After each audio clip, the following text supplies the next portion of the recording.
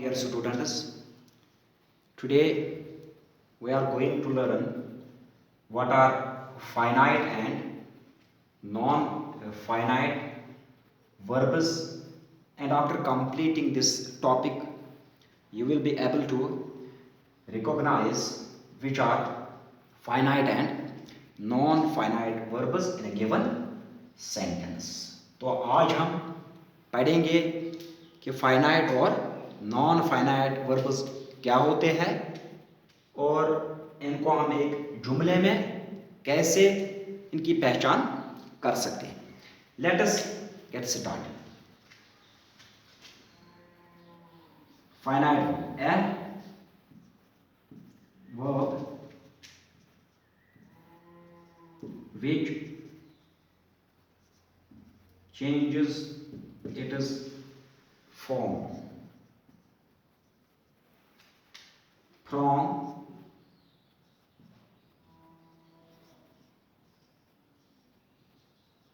present to past and agrees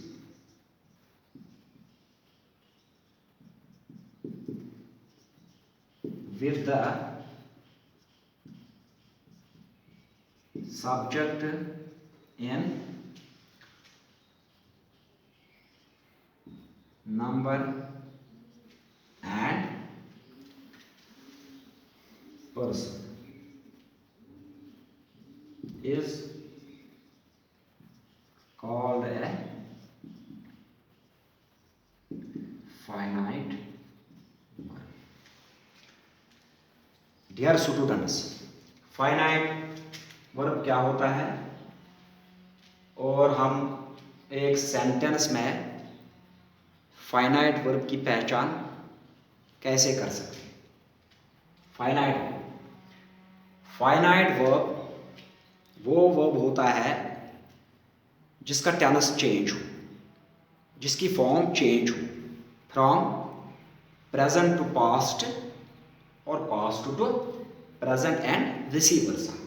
और साथ साथ जो फाइनाइट वर्ब होता है ये एग्री करता है सब्जेक्ट के नंबर और पर्सन के साथ. नंबर का मतलब होता है जो हमारा सब्जेक्ट होता है सेंटेंस का, इसका नंबर जो है वो सिंगुलर या प्लूरल आ सकता है. और पर्सन का मतलब होता है जो हमारा सेंटेंस होता है इसमें हम इसका फर्स्ट पर्सन आ सकता है, सेकंड पर्सन आ सकता है, थर्ड पर्सन आ सकता है. तो फाइनाइट वर्ब जो है इसका टेंस चेंज होता है. अगर वर्ब का टेंस चेंज हो गया वो फाइनाइट वर्ब कहलाएगा. अगर जो हमारा सब्जेक्ट है अगर ये सिंगुलर आ गया, इसके साथ वर्ब जो है वो सिंगुलर आ गया.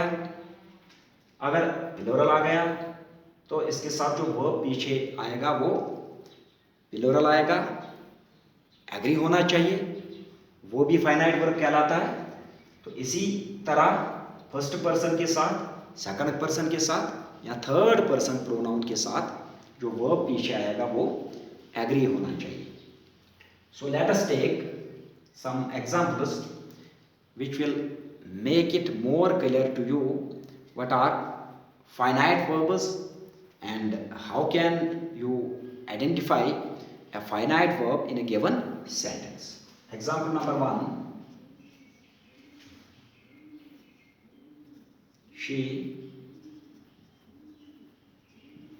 works very hard. Dear students, आप देखिए जो हमने पहला सेंटेंस लिया प्रेजेंट सिंपल टेंस में लिया, क्योंकि यहाँ पर जो हमारा सब्जेक्ट है इसके पीछे जो वर्ब की है उसकी बेस फॉर्म, वर्ब की पहली फॉर्म हमने यूज की.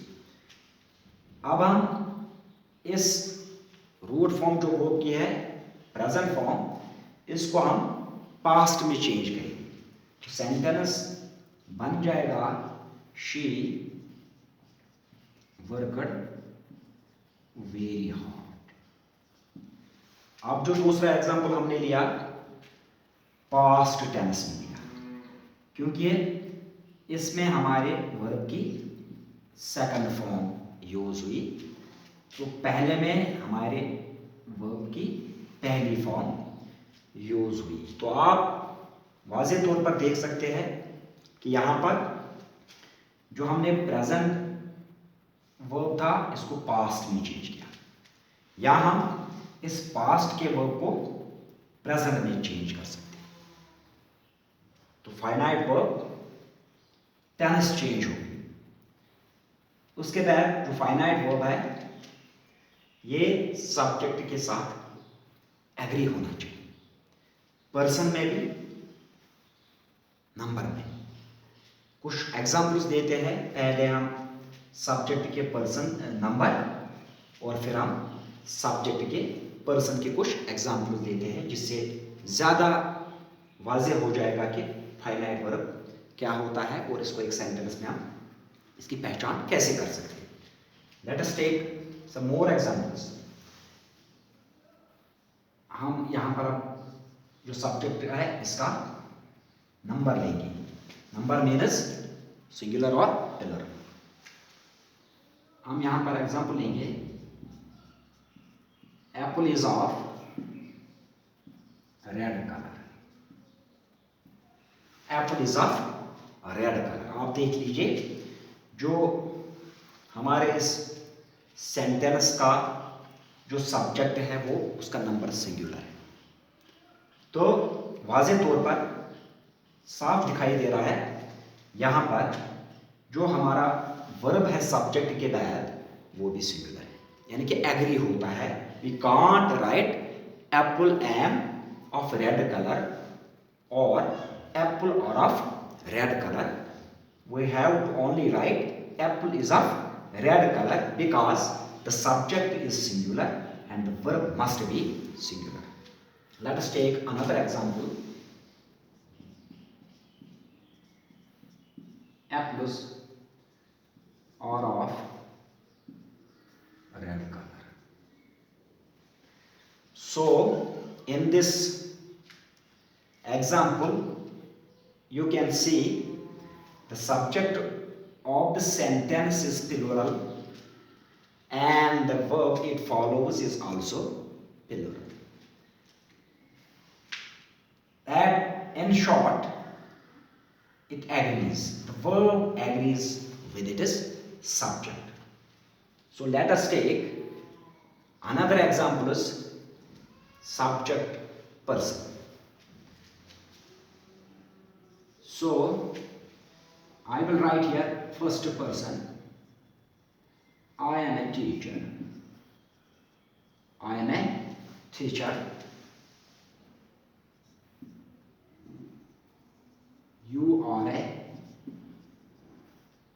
teacher. He is a teacher. He is a teacher.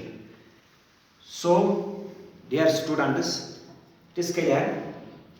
In the first sentence, I have used first person. In the second sentence, there is a second person, and in the third sentence, यहाँ पर third person आता है। आप clearly देख लीजिए कि first person के साथ am agree होता है, second person के साथ are agree होता है, तो third person के साथ is agree होता है। तो आप देखिए तीनों जुमलों में, तीनों सेंटेंसों में जो सब्जेक्ट है उसका पर्सन चेंज होता है और उसका वर्ब भी चेंज होता है। सो इन शॉर्ट और इन अदर वर्ड्स हम ये कह सकते हैं अगर एक सेंटेंस का सब्जेक्ट चेंज हो गया, अगर एक सेंटेंस का सब्जेक्ट चेंज हो जाता है और अगर उस सेंटेंस का सब्जेक्ट के साथ साथ वर्ब भी चेंज हो जाता है, when in a sentence a subject changes, if the verb changes, that verb is known as a finite verb. उस verb को finite verb कहा जाता है जो subject change हो तो verb भी change हो. So I hope that you will have understand here what is a finite verb. So inshallah tomorrow we will learn about non-finite verbs. Thanks.